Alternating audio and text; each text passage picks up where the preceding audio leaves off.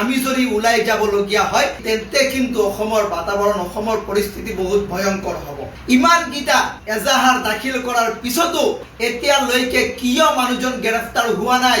ইয়াৰ লগত যদি আৰক্ষী জড়িত আছে বা কোনো চৰকাৰী পক্ষ জড়িত থাকে তেন্তে কিন্তু ভয়ংকৰ প্ৰতিবাদৰ সন্মুখীন হ'ব লাগিব।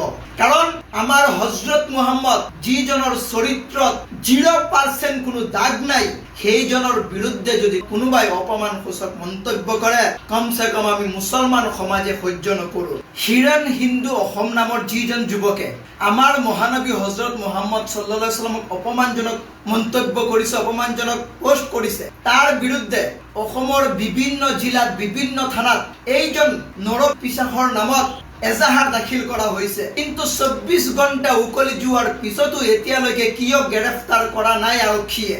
এই হিৰণ হিন্দু যুৱকৰ লগত কিবা প্ৰশাসনৰ তুল লিলিমাই নাই?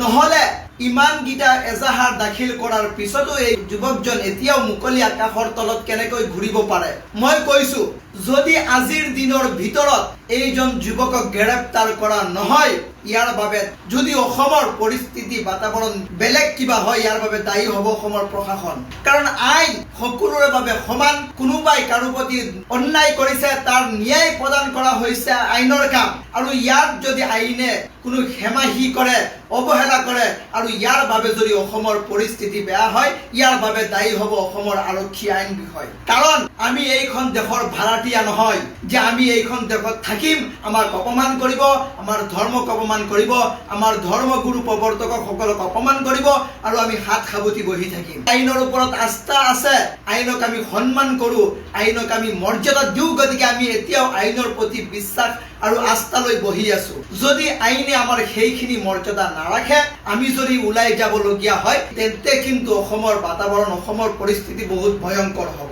ইমানকেইটা এজাহাৰ দাখিল কৰাৰ পিছতো এতিয়ালৈকে কিয় মানুহজন গ্ৰেফতাৰ হোৱা নাই? ইয়াৰ লগত যদি আৰক্ষী জড়িত আছে বা কোনো চৰকাৰী পক্ষ জড়িত থাকে তেন্তে কিন্তু ভয়ংকৰ প্ৰতিবাদৰ সন্মুখীন হ'ব লাগিব।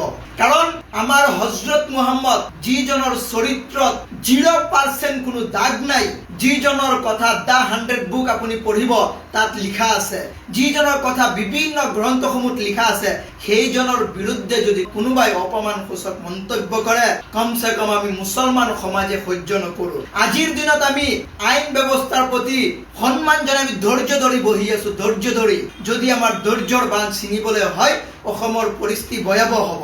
গতিকে আজিৰ দিনৰ ভিতৰত হিৰণ হিন্দু অসম নামৰ এই যি দুষ্কৃতিকাৰী তাক গ্ৰেফতাৰ কৰিব লাগিব। আৰু যদি গ্ৰেফতাৰ নকৰে অসমৰ পৰিস্থিতি ভয়াৱহ হ'লে ইয়াৰ বাবে দায়ী হ'ব অসম আৰক্ষী।